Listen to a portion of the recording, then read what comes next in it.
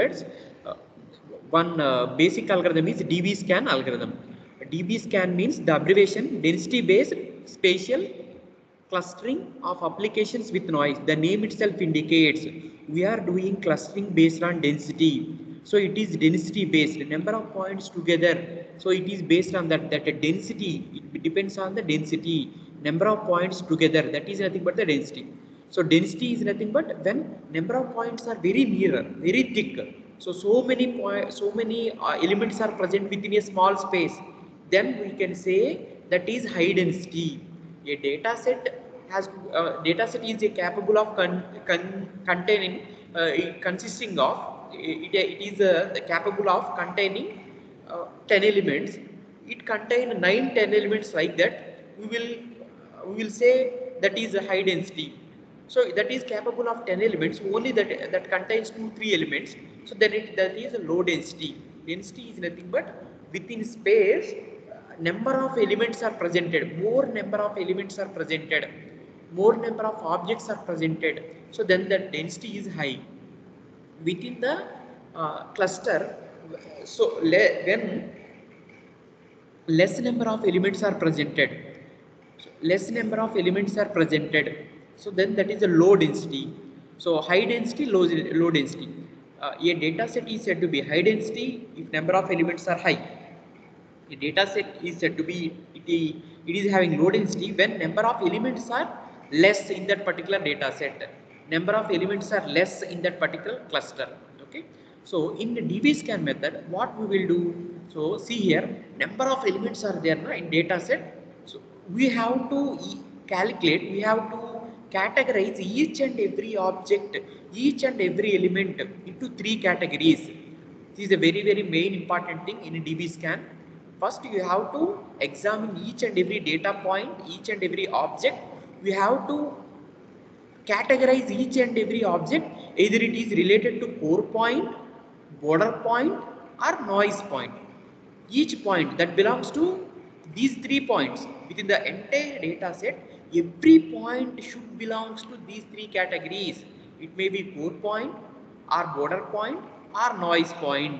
Okay, so then we will see what is meant by core point, what is meant by border point, what is meant by noise point. We will see the core point is nothing but that is the blue circle represent the core point. In figure you can observe the blue squares. Blue squares are there, na? 3 blue squares are there. So those 3 blue squares are the core points. Next, black circles are border points. Black circles are border point. The dashed circle represents the cluster. The dashed circle represents the cluster. Next, white circle represents noise point.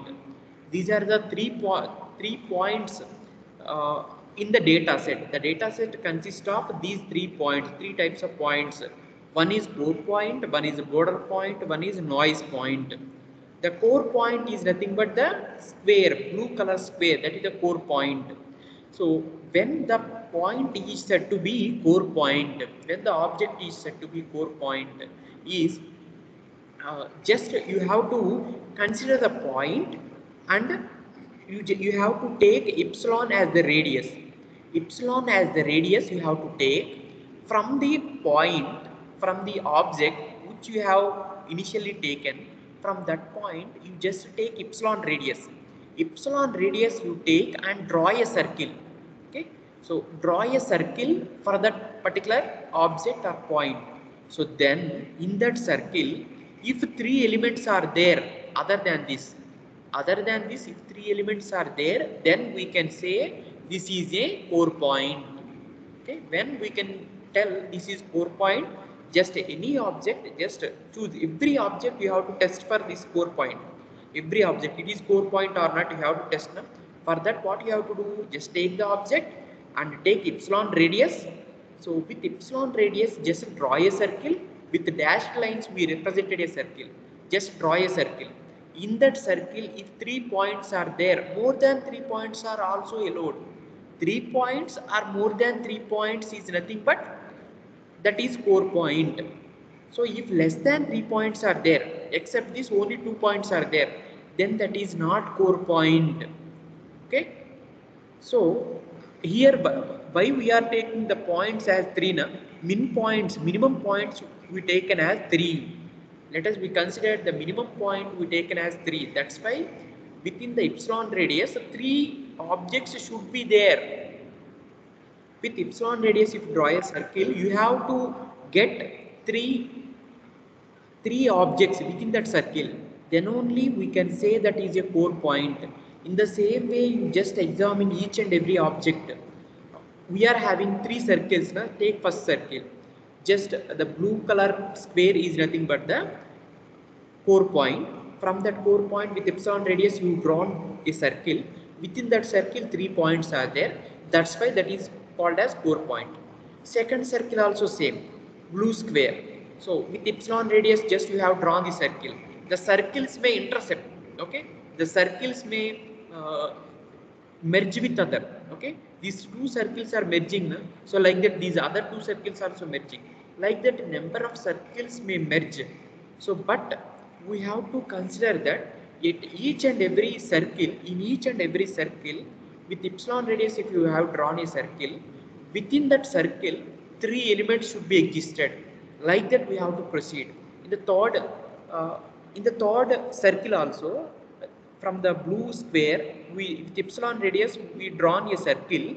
So in that circle, we get three points, three objects. It is also said to be a cluster. Sorry, it is also a cluster. So this point is also said to be core point. Okay, with epsilon radius, you are drawing a circle. Within that, minimum points is 3. That's why here points should be restricted to 3. If minimum points 2 na, so then within that circle, 2 points are there. That is core point. Okay, so that is a cluster, and within that 2 points are there. Na, this is blue square is nothing but a core point. We have to take the minimum points, and within that circle we have to get the minimum points. Then only we can say that is a core point. If we have randomly taken a point, you just take another black color circle is there, you just taken that point. What you have done with epsilon radius, you just draw a circle for that particular black circle. So within that circle, there are no three elements. So other than this element, there are no three elements. That's why it is not said to be a core point. When it is not said to be a core point, then it is said to be a border point. So then, what is the difference between noise point and border point? That we will see. In any circle, it is there now. In any circle, it is there. So, and with that particular object, we are not getting three other points with epsilon radius, then that is border point. If it is not at all related to any circle, it is not at all related to any circle, it is not at all related to any cluster, then we can say that is a noise point. Okay, so then we can say that is noise point. Here three types of points are there: core point, border point, noise point. I hope you understood difference between core point, border point and noise point. So core point is nothing but with epsilon radius, if you have drawn a circle along with that object, we have to get three other points within that circle, then that is core point. Border point is nothing but with epsilon radius, if you are not getting 3 points, then that is border point. Noise point is nothing but you are not related to, that point is not at all related to any cluster, so it is far away from all other clusters. Within the circle we are not getting any other variable, any other object here, any other object, any other point, then that is said to be noise point. So this is clustering. In this way we can do clustering in a DB scan method. So see, arbitrary select a point P. Just we are selecting a point. Any point you can select. Retrieve all points density reachable from P with respect to epsilon and minimum points. You are taking epsilon and minimum points. What you are doing along with P? Just you are drawing a circle with epsilon radius. In that the minimum points are satisfied or not. That is nothing but all points density reachable from P or not. You are seeing the points are density reachable When we can say that is density reachable, minimum points it should contain. For example, minimum points 3, now 3 points it should contain. Within that circle 3 points are there, then no problem. That is a cluster. So within circle 3 points are not there. So that is not density reachable. When we can say density is good, the number of points are there within that particular area, within that circle, within that cluster with epsilon radius. You have drawn a circle. Epsilon is that may be 2 centimeters, that may be 3 centimeters, like that. You just drawn a circle. Within that you get some minimum points, 3 points or 4 points, like that. Then it is density reachable. Then it is having a good density. Okay, so it is not having the points, it may not having the minimum points. If it is having only 2 points or 1 point, so then we cannot take it as a cluster. Why? Because the density reachable is important. Retrieve all points density reachable from P. See here, for each and every point you just have to draw a circle, and 3 points are not coming or not, you are checking. In that way you are checking for each and every point that is density reachable or not.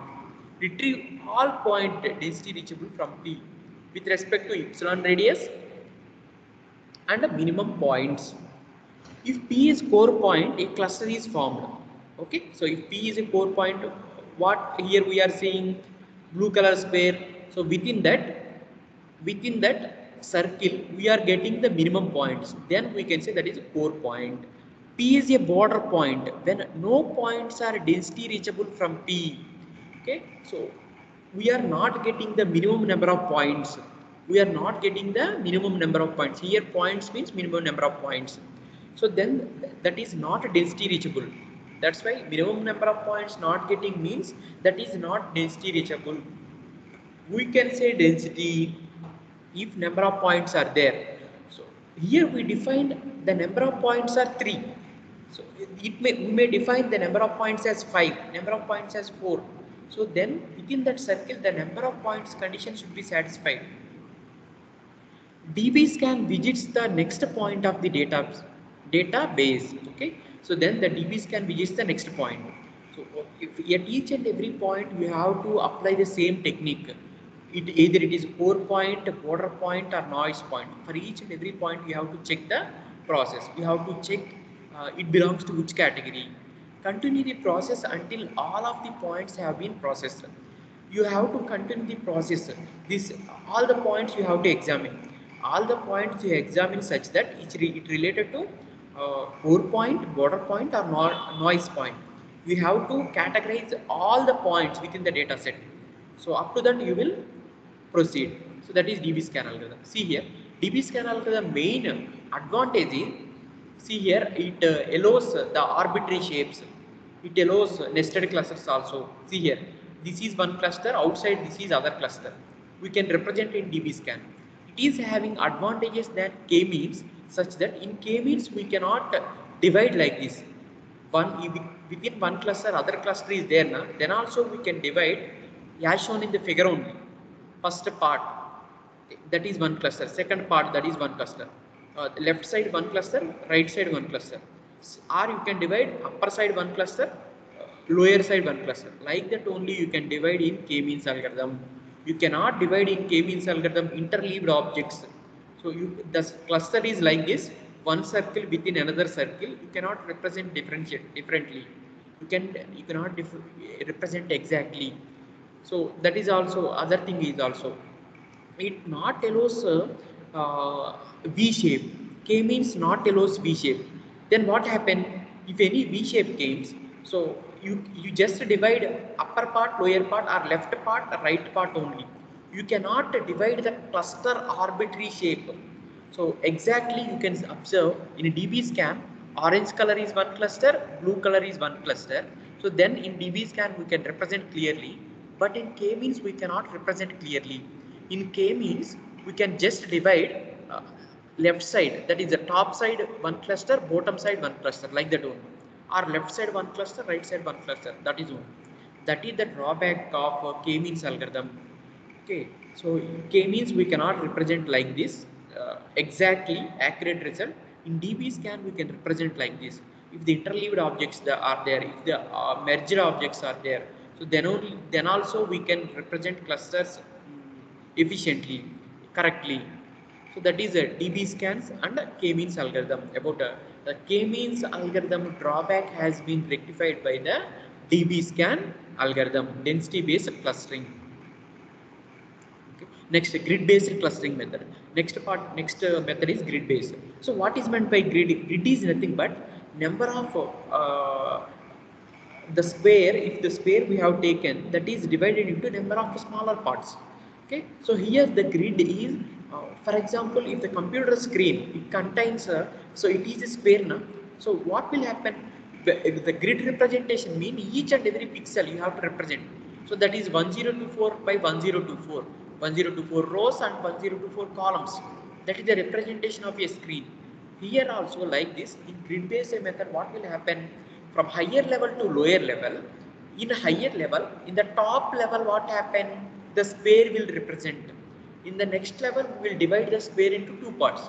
In the next level, first part divided into two parts, second part divided into two parts. That means totally four. In the next level, so in the next level, from top to bottom, I am saying at the top level, that is a single square. Next level, that is a two parts. In next level, that is four parts. In next level, that is eight parts. Like that, from top to bottom, you are dividing the screen into again and again and again smaller parts. That is nothing but grid based clustering. So the cluster is nothing but here smaller part you divided, so that is nothing but a cluster. Okay, so in grid based clustering, the smaller part you divided, that is nothing but clustering. In that way, you can divide the higher level data square into number of sub level. Okay, in next level, you can divide into two parts. In next level, four parts, like that. When you are going to bottom part, you will get the as many as possible small number of portions you can get. That is the grid based clustering method. In grid based clustering, what you have done, from top to bottom, you are combining the data. You are here from top to bottom, you are dividing the data. So from bottom to top, we have taken from small point, so then it is from bottom to up, it is combining. Okay, from top to bottom it is dividing. So at higher level, top level, one square, next to two, next to four, next to eight, like the dividing. Not in the same fashion. It may alter. The higher level, that is a single square, so or single rectangle. In the next level, that may be three. In the next level, that may be six. In the next level, that may be 10, like that. Some parts may divide, some parts may not be divided, like that. The grid based means that the grid based, you are forming cluster based on this principle. The grid based clustering approach uses multi-resolution grid data structure. Multi-resolution, multiple resolutions, number of resolutions are there. It quantizes the object space into finite number of cells that form a grid structure on which all of the operations for clustering are performed. It quantizes the object space into finite number of cells. The object space is divided into number of cells that form a grid structure on which all of the operations for the clustering are performed. So on which number of operations are performed. The main advantage of approach is it's a fast processing time.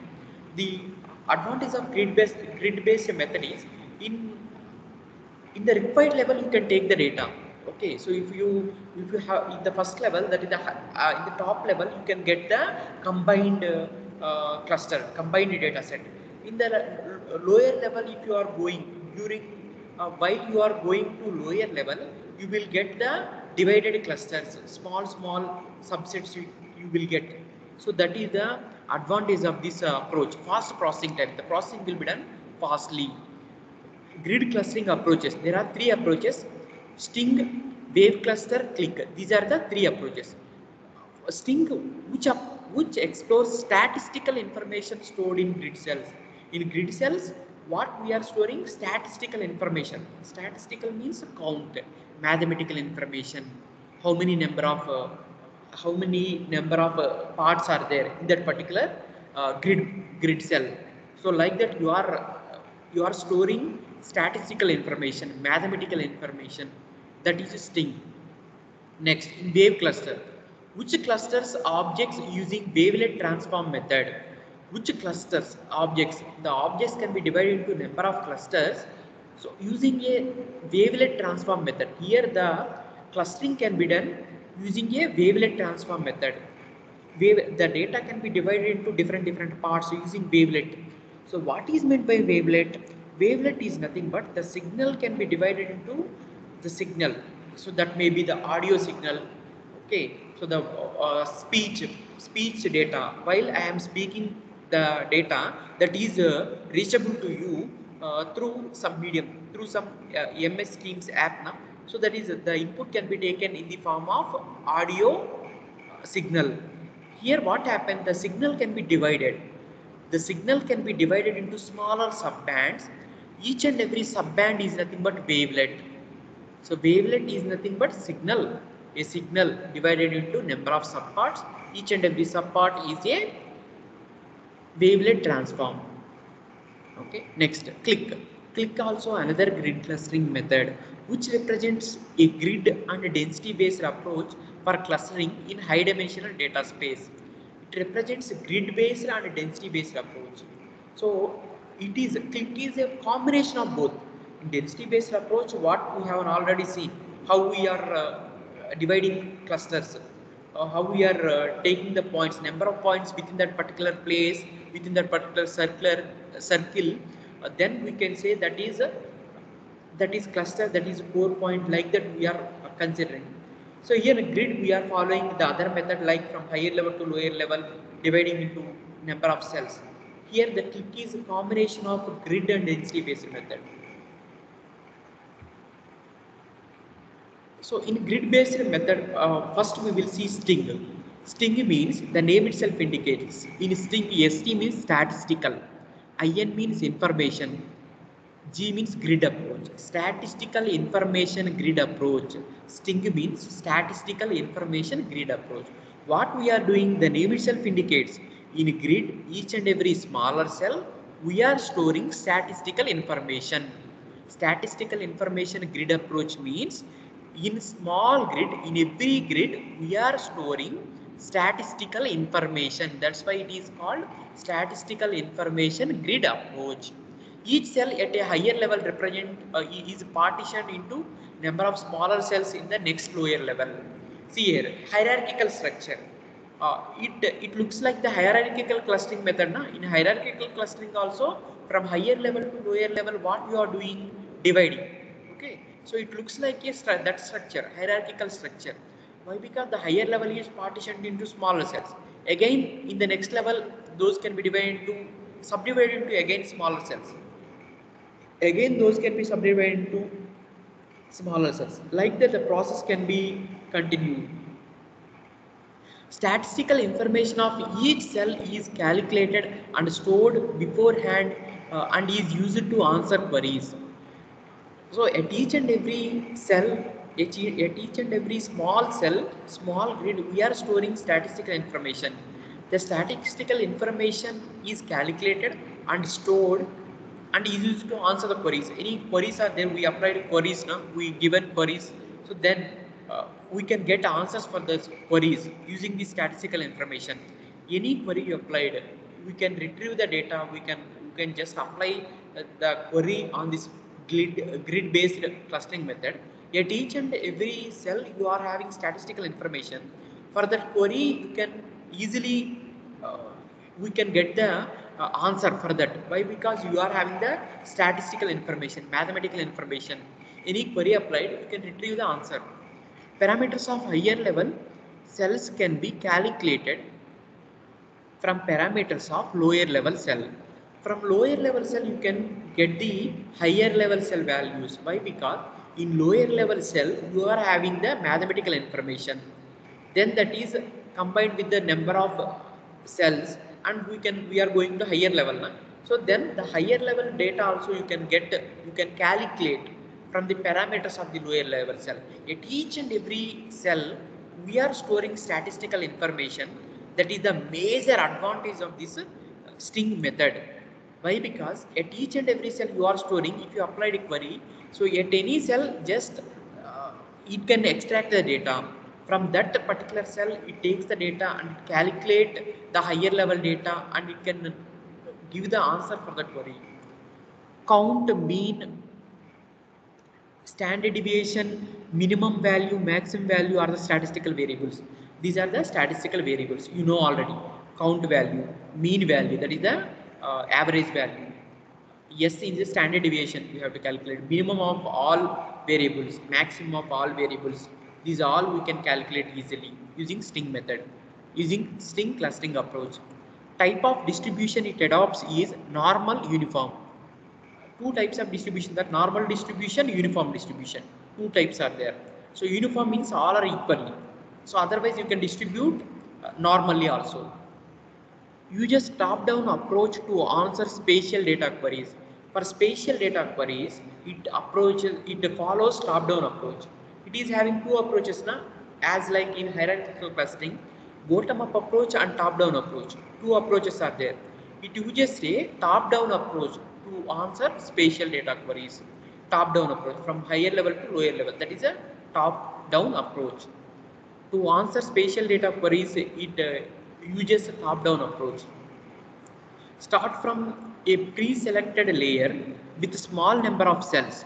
Start from a pre-selected layer. From any layer to next level, lower level layer, you can go. For each cell in the current level, compute the confidence interval.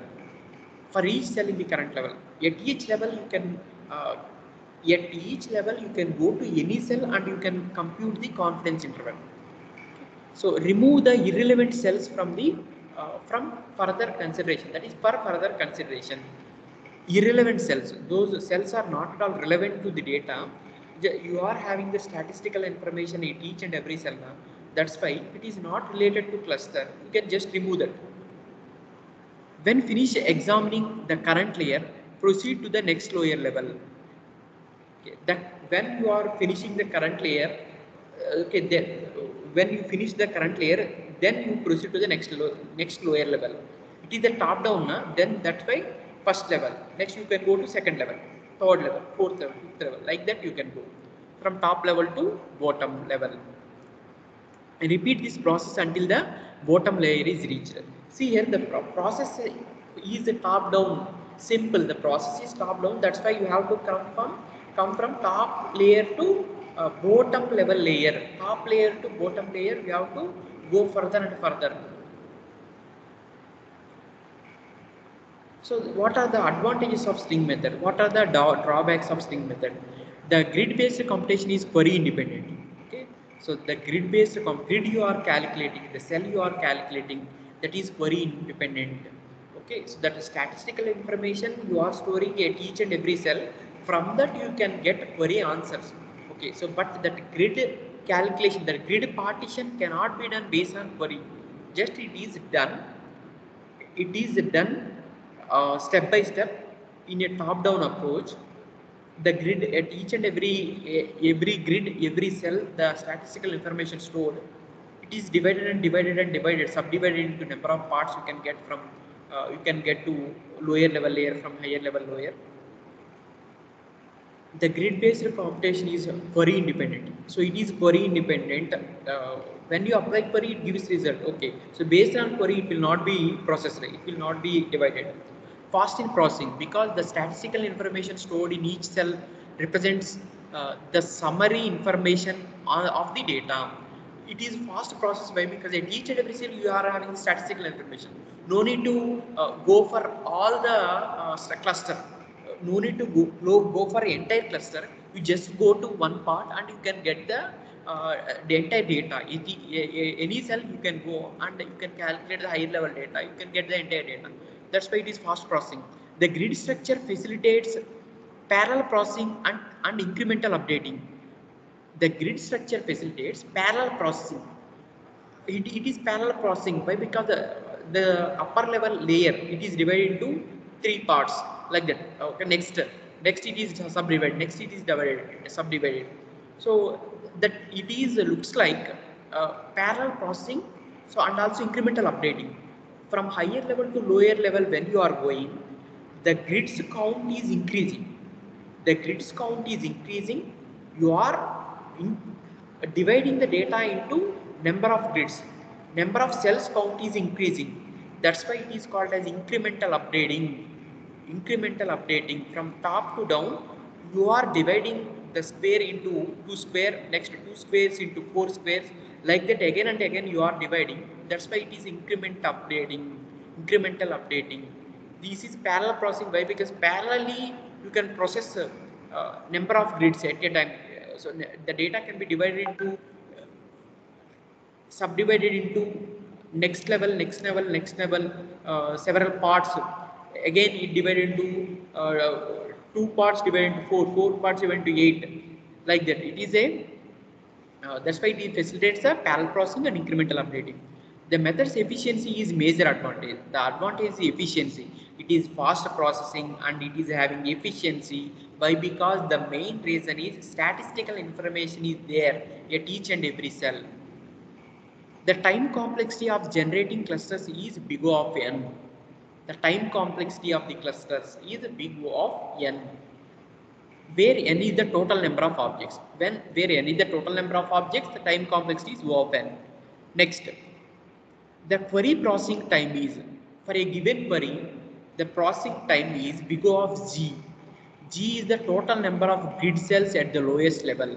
See here, G is nothing but at the bottom level, lower level, how many number of parts are there, how many number of grids are there. The query processing time is that, big O of g. But the time complexity is total number of objects, how many number of objects are there in the cluster, how many number of objects are there. That is the time complexity of this string method. Okay, time complexity of generating n clusters is big O of n. Sorry, generating clusters is big O of n. N is nothing but objects. Okay, here using n objects, you have to create some k number of clusters. Okay, so query processing time is big O of g. So these all are the advantages of a string method. Statistical information grid approach method. Disadvantages: all the cluster boundaries are either horizontal or vertical, and no diagonal boundary is detected. All the cluster boundaries are horizontal or vertical. They may be either horizontal or vertical, no diagonal. So you can see the data divided like this. No? So square is at the higher level.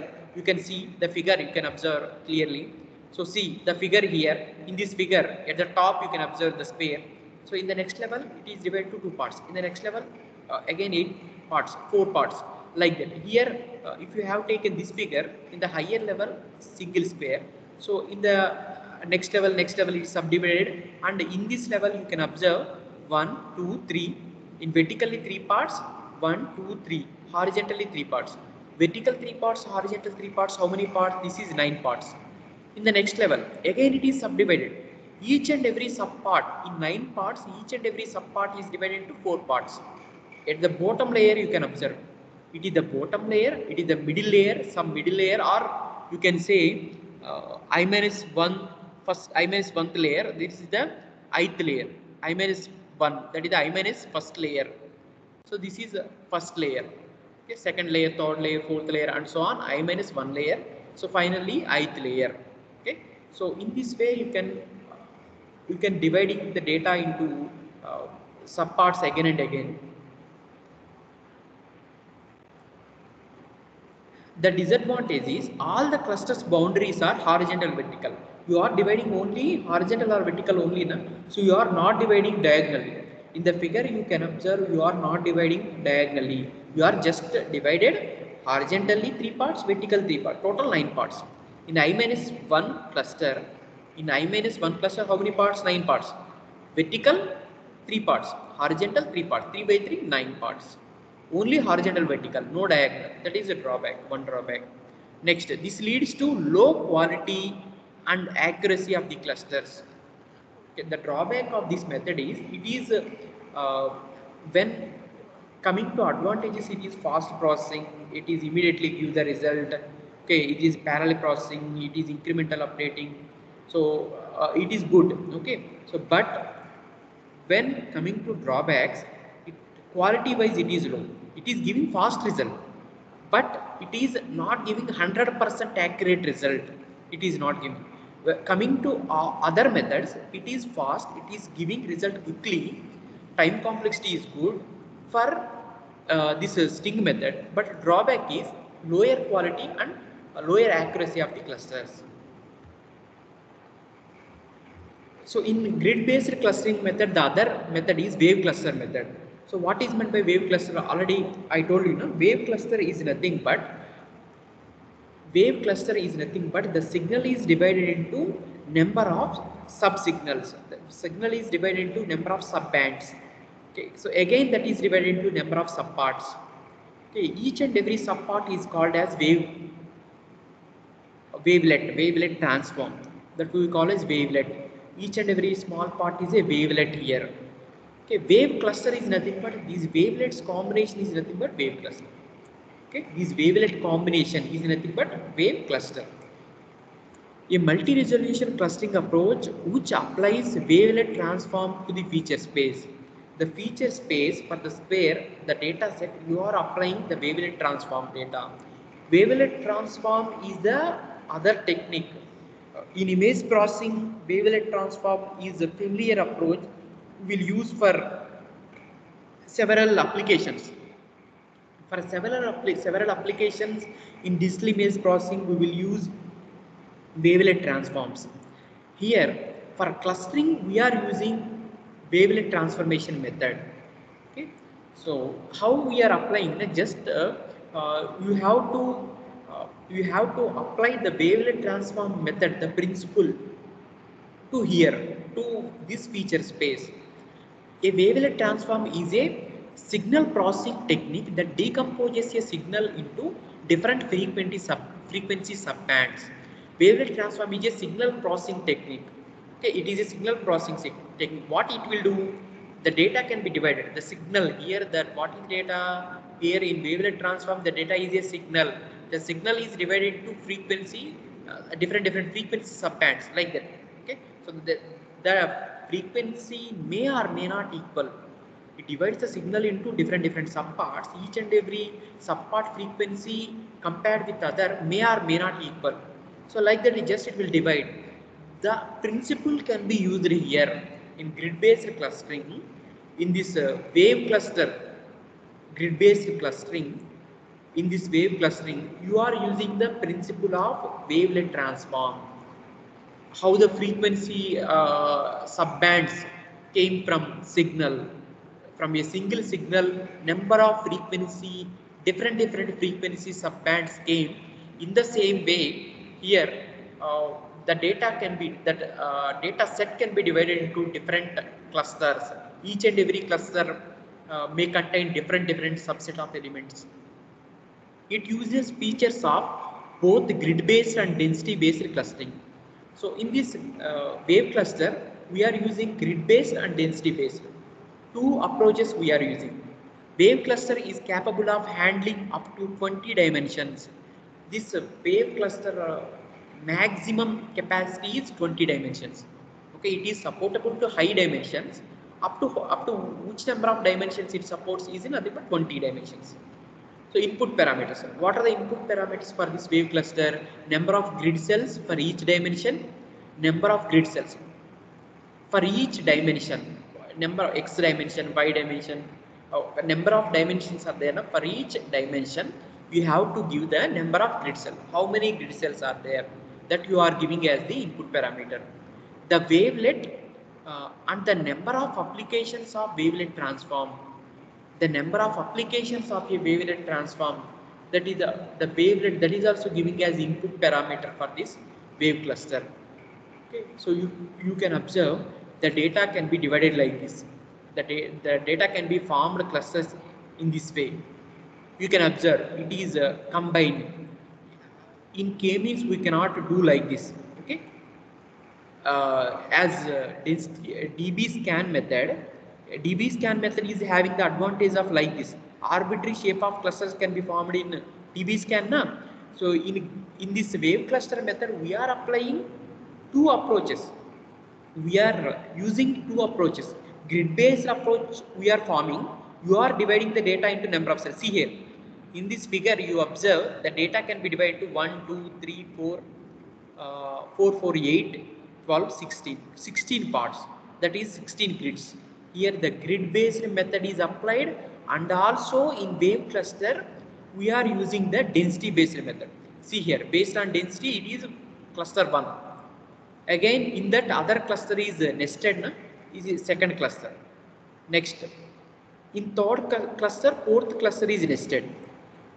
So this is totally divided into 4 clusters, na? Based on density we are dividing. Based on grid, based on density, we are dividing the data into clusters. You are using the principle of wavelet transform. That's why it is called as wave cluster. Okay.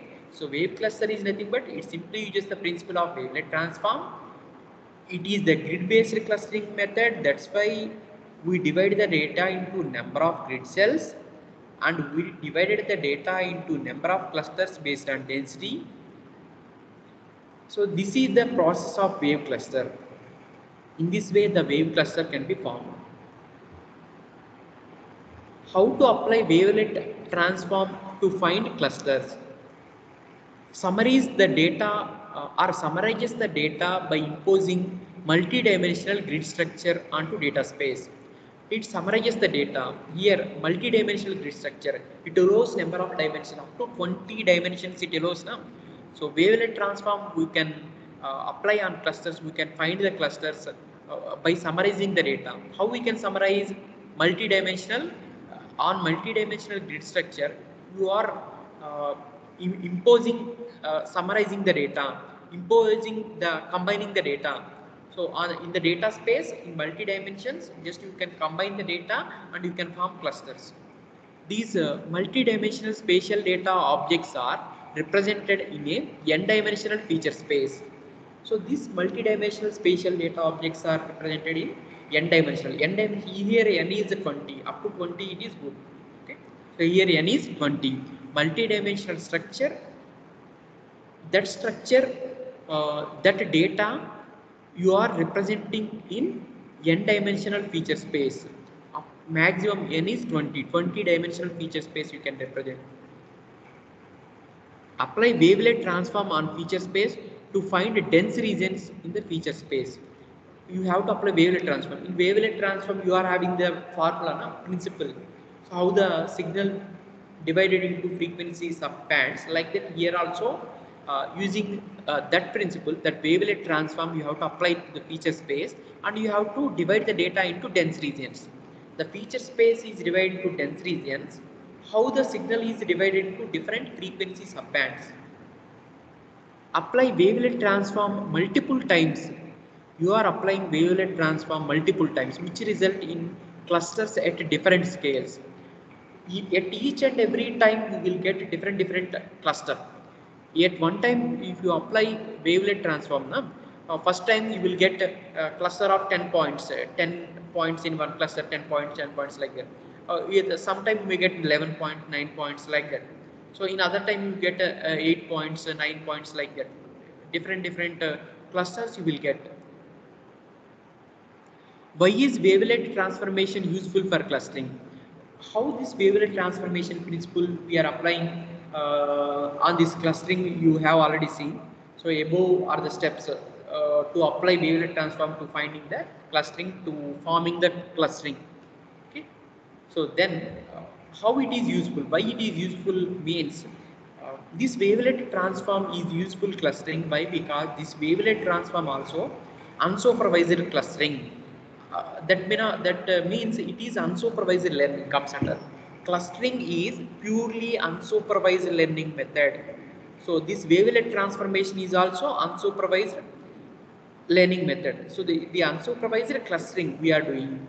So that's why it is useful. Next, it uses hat-shaped filters. In wavelet transform, you can observe.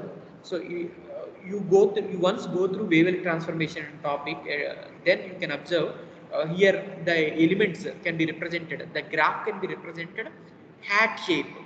In hat, higher level that represents number of points are high. Number of points are high means along the y-axis you are having the more value. Then that looks like a increment from lower level to from 0 to higher level. Y, for example, 1000, the value from 0 to 1000, again from 1000 to it will be decreased. The part, so the in hat shaped part in the y-axis where you are getting the higher value, that is nothing but high density value. Where you are getting lower value along x-axis 0 value, that is the lowest value, that is the lower value. In that way you can divide the data into low density, high density. When you are getting low density, that part you are removed. When you are getting higher y value, that part you are taking. That is high density, that part you are taking. In that way you can divide the data. It uses hat shaped filters to emphasize the region where points cluster, but simultaneously to suppress weaker information in their boundary. In boundary you are having the lower y values, lesser y values. For x value, for some 10 it is having the 0. From 0 for x value from 1 to 10 y value is 0. For 11 it is y value is some 1, next 2, next 3, like that it is increasing, again it is decreasing. From for which x values y value is high, that you are considering. For which x values y values also 0 or 1 only, that part you are removing. So in that way you can find out the cluster, density cluster. Okay, so for which points, for which x values y value is high, that is the highest density part that you are taking. Effective removal of outliers. In this way you can remove the boundary points. Boundary points is nothing but density is low. Density is low, nothing but when we can say the density is low, number of points are less. Number of points are less in a space, then what we can say, that is outlier, that is noise. In a space you are having only 1 or 2 points, then that is nothing but noise or outlier. You can easily identify the noise outlier, you can just remove that. Multi-resolution. It is a multi-resolution technique. Cost efficiency. It is cost efficiency. Why? Because you are applying grid-based method. You are following grid-based method. You are following density-based approach, and you are also following multi-resolution processing. Okay, so effective removal of outliers you are getting through this wavelet transformation technique. You are getting effective removal of outliers. That's why it is cost effective. Okay. What are the major features of this wavelet transform method, wave cluster method?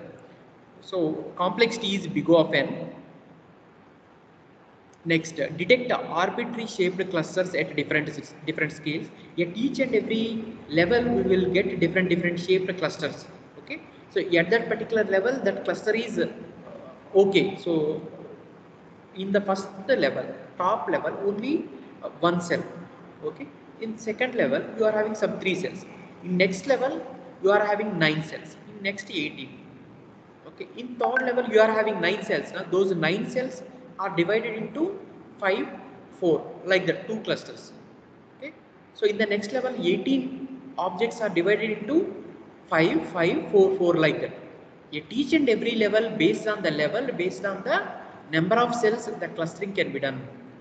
Based on the number of cells, the data can be divided into clusters. You can get a number of clusters that differs at each and every level. Next, not sensitive to noise. It can easily identify the noise. In the graph, for which x values you are getting y value as 0 or 1, that is the boundary point. Those boundary points is just remove, neglect.